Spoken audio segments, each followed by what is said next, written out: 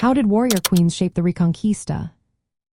Imagine a time when kingdoms were often ruled by men, yet some women stepped into the battlefield and leadership roles that changed history.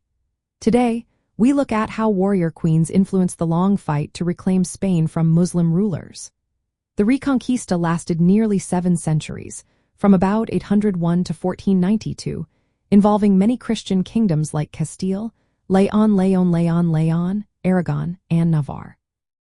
These kingdoms fought to push back the Moors, who were Muslim rulers controlling much of the Iberian Peninsula. This was a time of constant conflict, requiring strong leaders to unite fragmented Christian states and keep the military campaigns alive across generations. One of the most famous warrior queens was Isabella I of Castile. She ruled in the late 1400s and was deeply involved in military and political decisions. Along with her husband Ferdinand Roman II of Aragon, she created a union that brought together much of Spain. Isabella personally supported military campaigns, including the Siege of Granada, which was the last Muslim stronghold in Iberia. She coordinated resources, kept morale high, and even managed internal rebellions. Her hands-on approach showed her martial spirit and her ability to lead in times of war. Isabella's leadership was key to ending the Reconquista in 1492 with the conquest of Granada. This victory marked the end of Muslim rule in Spain and the completion of centuries of Christian effort.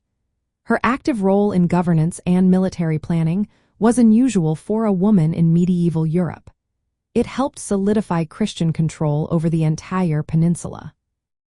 Other noblewomen and queens also played roles during this period, sometimes leading troops or negotiating alliances. They kept their realms stable when male rulers were away or fighting elsewhere.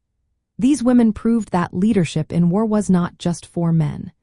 They managed territories, rallied armies, and kept the Christian kingdoms united.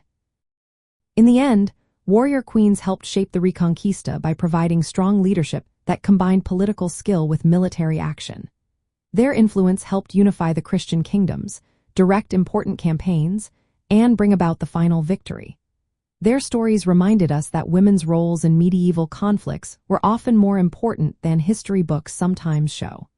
They were vital in turning the tide of history and securing the future of Christian Spain.